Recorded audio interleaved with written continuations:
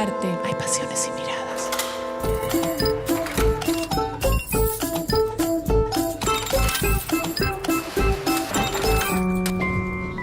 En el medio del arte.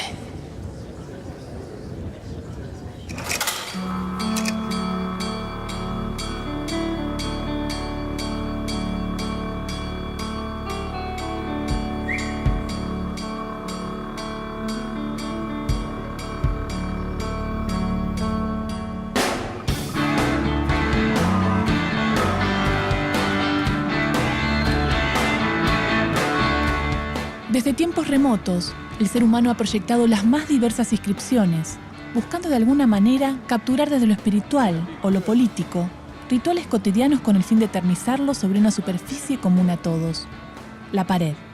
¿Qué es el muralismo y el arte urbano? ¿Cómo trabaja un artista con un muro como soporte de su arte?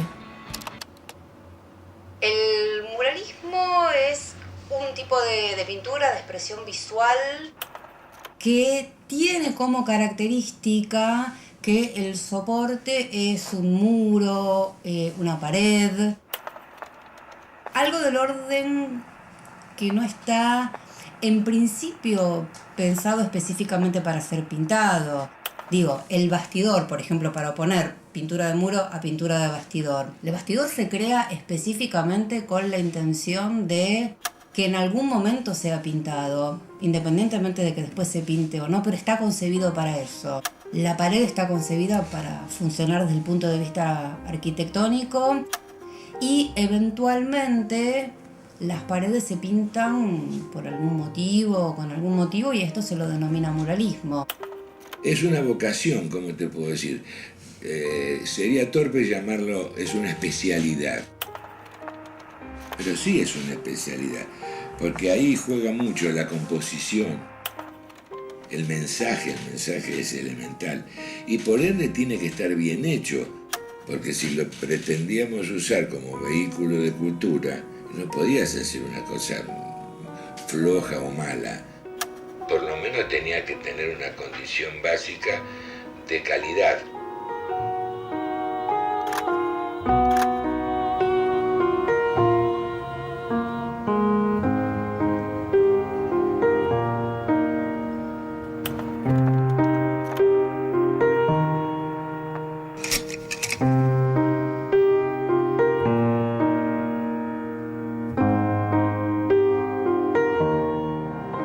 Visita el taller de muralista Rodolfo Medina. ¿Hace cuánto empezaste con el mural? Empecé en el 65, creo. Yo en realidad cuando pintaba al óleo, mi pintura tenía cierta grandiosidad, cierta cosa que tenía que ver con los murales. Entonces, bueno, yo trabajaba en ONCE como dibujante, entonces cuando modifican la estación me proponen hacer murales. Uno haciendo murales lo que hace es expresarse de una manera distinta. Además, es una exposición permanente. El mural está al público, el mural lo ve todo el mundo. No es la pintura de Caballete que tiene que estar en una galería, que la gente se acerca, la mira. ¿Qué es lo que uno busca en esa persona que va a pasar y va a encontrar esa obra de arte? Uno busca comunicarse, incluso comunicar un mensaje. El mural siempre tiene un mensaje, como todas las pinturas, pero el mural tiene más bien una historia. Una de las obligaciones que nos tomábamos, nos autoimponíamos, era explicarle a la gente todo, el por qué, el cómo, qué queríamos decir, el que por qué hacíamos eso. Y se establecía un diálogo y nosotros dábamos el mensaje que pretendíamos, que el pueblo, verdaderamente el pueblo, se fuese interiorizando de su historia, de su cultura, de sus tradiciones. Tratar de que la pintura y la persona hicieran un puente. El muralismo es prácticamente lo que comienza con la cultura del hombre en las cavernas, ¿no? Digo, las famosas cuevas de Altamira que están pintadas con motivos animales con finalidades míticas, religiosas, o algunos dicen que era un ritual vinculado a la caza. Bueno, esto en principio es una suerte de muralismo.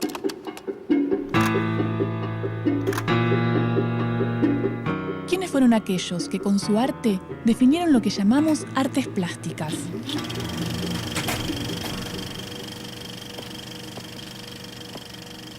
Prehistoria.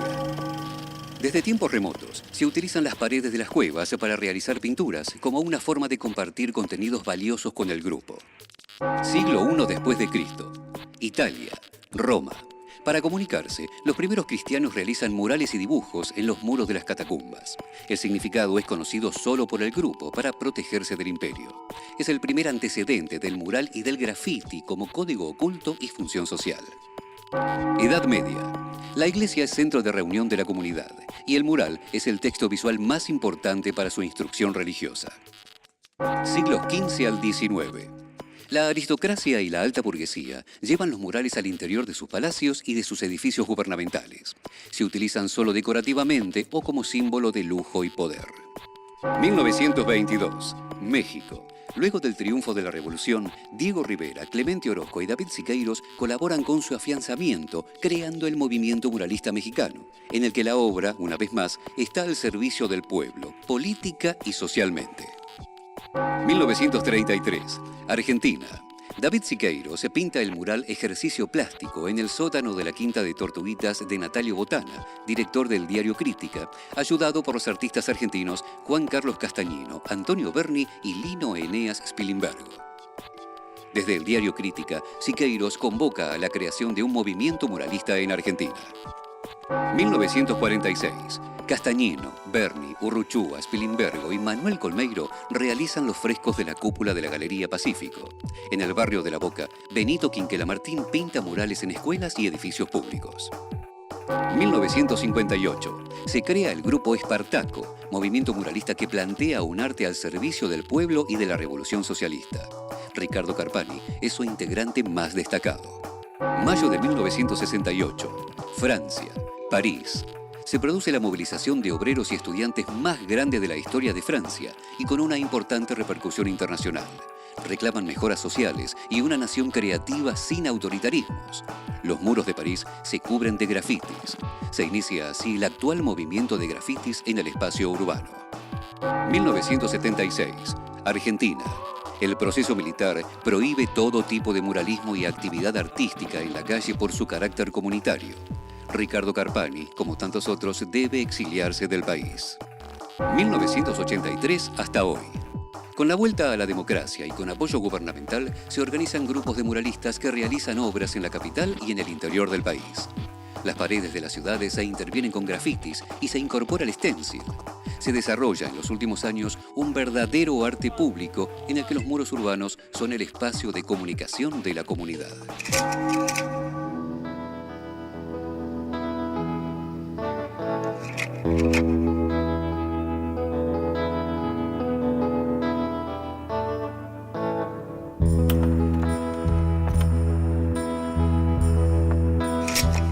Rodolfo, ¿y esos?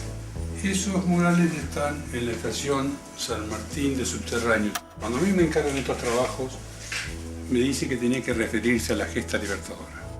Y bueno, cómo se llega a convertir toda una historia en imagen plástica es bastante complejo. Y leyendo permanentemente qué es lo que pasa, aparecen las imágenes. Uno empieza a imaginar cosas, empecé a imaginar los caballos, empecé a imaginar la crueldad de la guerra, todo eso. Y lo que uno hace es estar siempre con papel y lápiz al lado, o carbonilla. Es el comienzo de la creación. Exacto, para captar las pequeñas cosas y captar todo. Un artista que tiene ganas de realizar una obra, vamos a llamarla de carácter mural.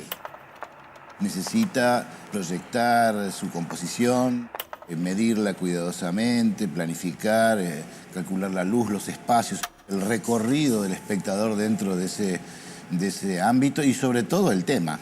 Dado que el mural, la pintura mural, sea cualquiera la técnica, le da un valor emblemático adicional. A partir de ese momento, el edificio y el mural están relacionados de una manera muy especial, en general para siempre. Una de las trampas, entre comillas, del mural es la identificación del espectador común, del tipo que va por la calle, el transeúnte, con la obra que ve. Si esa obra le interesa, se para y la mira. Si no le interesa, sigue de largo. que no lo apruebe, que lo apruebe, no importa, pero que lo atraiga. Si pasa sin mirarlo siquiera, ahí perdimos. Algo en lo que estamos haciendo falló. El muralismo, o sea, si uno lo quiere estudiar con un sentido, digamos, sociológico, antropológico, sí lo va a remitir a las cavernas. Pero volvemos a lo mismo, o sea, esa expresión, esa forma de relacionarse con la comunidad por medio de un artilugio visual cobra significado en la medida en que la misma comunidad necesita que eso sea significado.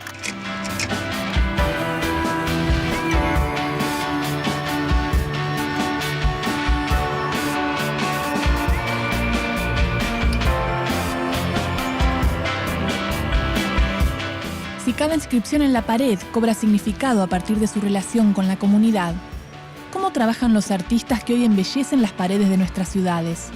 ¿Qué es el street art? ¿Arte urbano o callejero? Hola, Luis. Hola. ¿Cómo estás? ¿Cómo va? Bien. ¿Todo bien? Veníamos a ver el primer encuentro de arte callejero en Quilmes. Claro. Y sí, acá es el primero.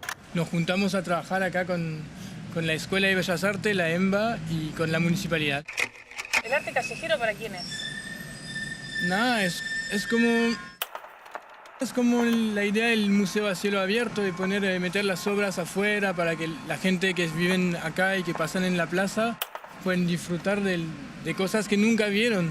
Casi toda la gente que vienen acá están alucinando, se dicen, ¿qué onda? ¿Por qué hacen eso? ¿Y por qué lo hacen? Lo hacíamos cada uno de nuestro lado y es difícil juntar la plata para comprar el material y es como un lujo acá hacer eso. Los aerosoles son muy caros y elegimos como juntarnos entre todos con un proyecto de renovación urbana, de realizar murales que pueden ser apreciados por la gente de todas las edades y todo eso.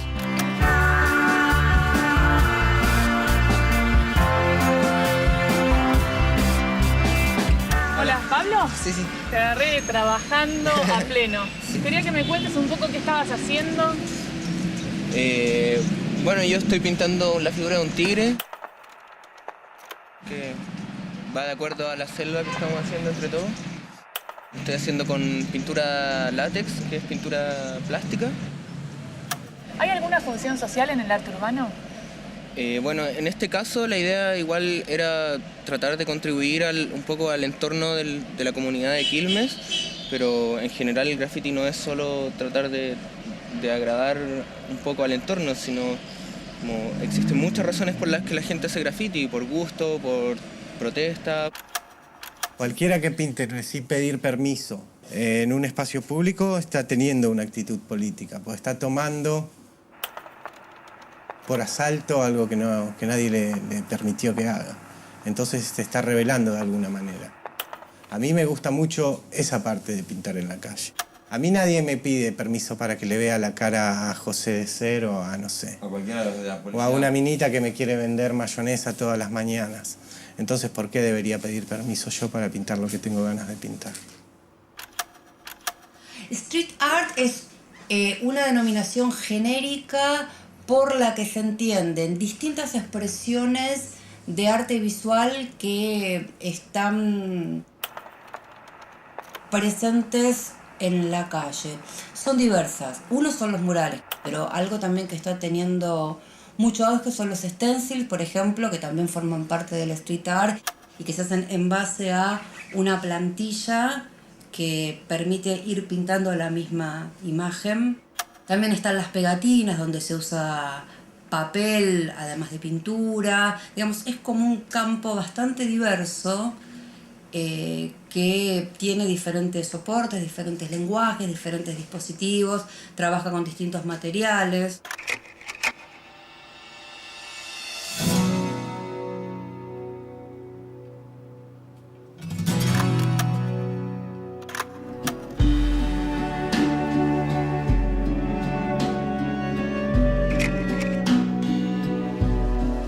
En México, en 1910, estalló una revolución trabajadora que puso fin a la larga dictadura del general Porfirio Díaz. Los intelectuales se unieron a obreros y campesinos para hacer renacer la antigua cultura indígena, brutalmente aplastada, y para convertir a México en una nación moderna. Tras la paz de 1920 y con José Vasconcelos como secretario de Instrucción Pública, se inició un ambicioso proyecto que consolidará la revolución, con programas de instrucción popular, edición de libros y promoción del arte y la cultura en la población.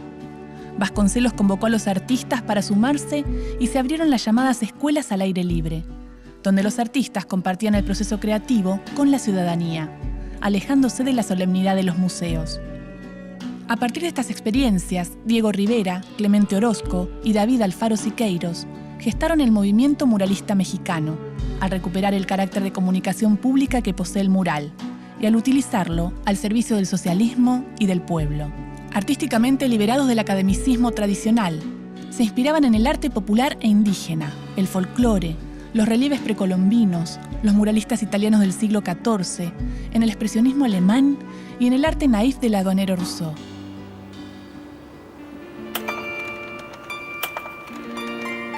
En su apogeo, el movimiento muralista, gracias al apoyo del progresismo en el poder, logró un gran desarrollo estético e ideológico, llegando a penetrar incluso la cultura norteamericana, que debido a la depresión económica del 30, estaba convulsionada por sus desigualdades sociales y susceptible a las ideas progresistas en el arte y la política. En 1933, Siqueiros llegó invitado a la Argentina y publicó una convocatoria que exhortaba a los artistas a dejar el taller y a desarrollar un muralismo político en el país. Su influencia hizo mella en artistas como Berni, Castañino y otros, que comenzaban a comprometerse con la realidad social y la identidad latinoamericana. A comienzos de los años 60, el grupo Espartaco, fundado por Ricardo Carpani, Mario Moyari, Juan Manuel Sánchez y Pascual Di Bianco, desarrollaba sus murales colectivamente en fábricas, sindicatos e instituciones públicas. El arte se convertía así en un evento político, en una excusa para dialogar con la gente, para acercar al artista al pueblo y viceversa. La pintura muralista se extendió por toda Latinoamérica debido a sus bases comunes, raíces indígenas y pobreza social. Los artistas adhirieron a su ideología estética. Encontraban en el movimiento un motor activo de participación y un sentido comunitario para su arte.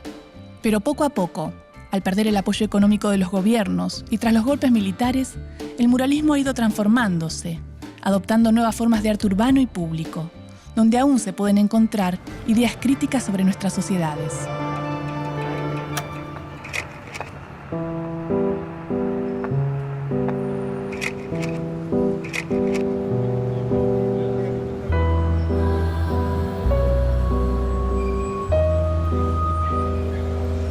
Es muy difícil circular por la calle hoy y encontrar espacios vacíos.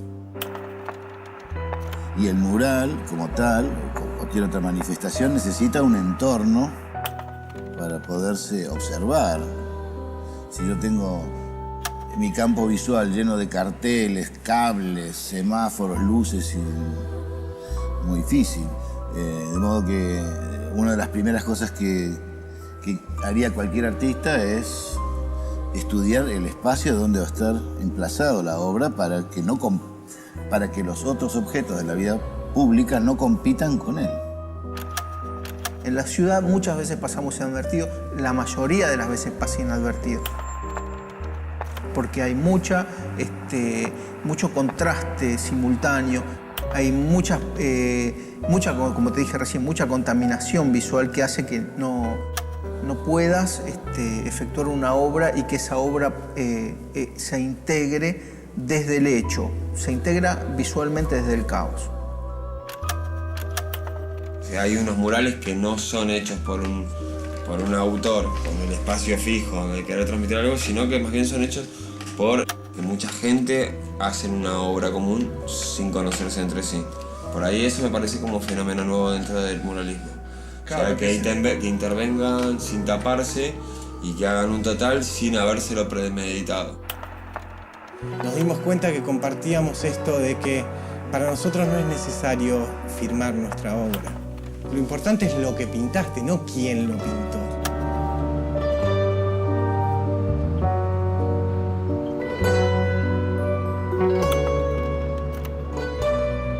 Los diccionarios incorporan los usos que hacemos de las palabras, fijan los valores que los grupos sociales les asignamos a estas. revisarlos y poder cuestionar cómo hablamos en torno al arte, quizá nos permita romper el invisible cerrojo del mito. ¿Qué decimos, por ejemplo, cuando hablamos de vanguardia? De la familia del verbo guardar. Deriva del germano guardón, que significa montar guardia o buscar con la vista. Etimológicamente, llegamos a guardia y en el camino nos encontramos con vanguardia, del catalán avant-guardia. Hoy, la Real Academia Española define la vanguardia como la parte de una fuerza armada que va delante del cuerpo principal, avanzada de un grupo o movimiento ideológico, político, literario y artístico. También nos encontramos con la palabra vanguardismo, conjunto de las escuelas o tendencias artísticas nacidas en el siglo XX, tales como el cubismo, el ultraísmo, con intención renovadora, de avance y exploración. Del universo bélico pasamos al político y llegamos finalmente al artístico. De una guardia para preservar lo establecido, saltamos a la búsqueda de líderes, ilustres adelantados ajenos a la tarea de preservar. Vanguardia es un concepto largamente utilizado. Hoy su aparición parece tener más una finalidad comercial que una pertinencia artística. El saco le es puesto a muchas expresiones innovadoras, pero el peso de ese concepto tiende a apagarlas y a limitar nuevas expresiones.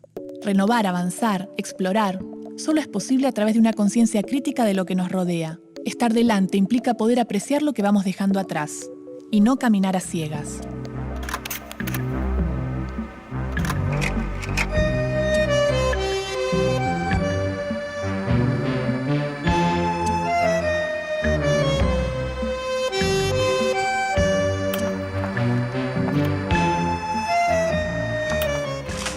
Haciendo dibujos sueltos. Esto tiene que ver ¿Esto con... cuándo lo hiciste? Esto tiene 60 y algo, 65. Acá dice 69. Yo organizo el mural ya en escala, digamos. Hacemos esto. Organizamos todas las figuras que estaban sueltas, se organizan de esta manera. Acá está el tamaño del mural. Estos serían 6 metros por 1. Son 1000 centímetros por 1 metro. Y cuando está todo el mural así recortado y devastado de esa manera, recién el autor empieza a trabajar. Hoy, a esta altura de tu vida y haciendo murales desde el año 65, ¿qué es el mural para vos? Que es un medio de expresión maravilloso, eso es lo que es. Nosotros, como argentinos, no tenemos una tradición muralística como para saber si en el tiempo esto tuvo una eficacia grande, ¿no?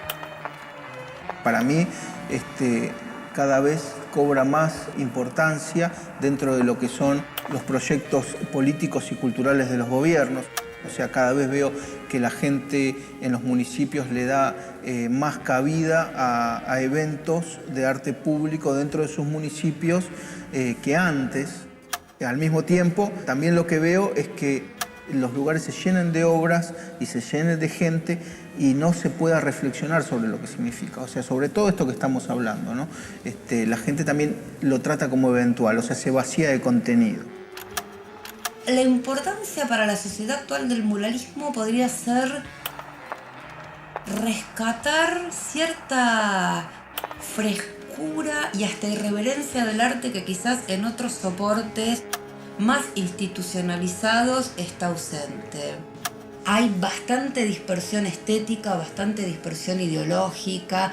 Las estéticas son completamente distintas. Esto, por supuesto, es de una riqueza maravillosa.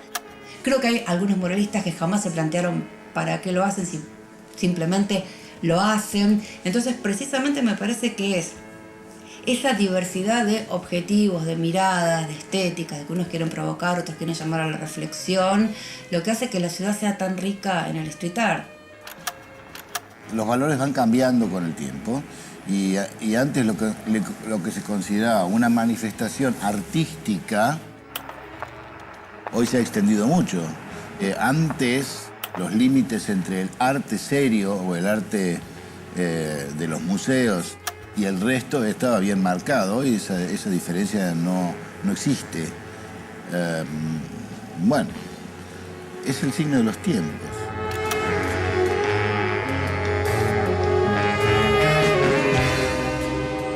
Si como vemos el muralismo ha sido un vehículo fundamental de expresión durante importantes cambios sociales, es necesario comprender la potencia transformadora detenida en esos muros. para pintar nuestras paredes con los colores que nos permitan adueñarnos de aquello que nos pertenece, el presente.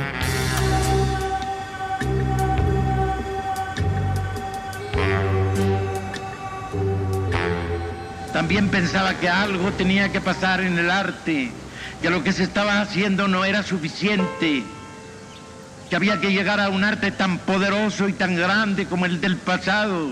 Le impusimos al Estado nuestro derecho a pintar en los muros. Este es un arte para las multitudes. Arte público, dijimos, arte público.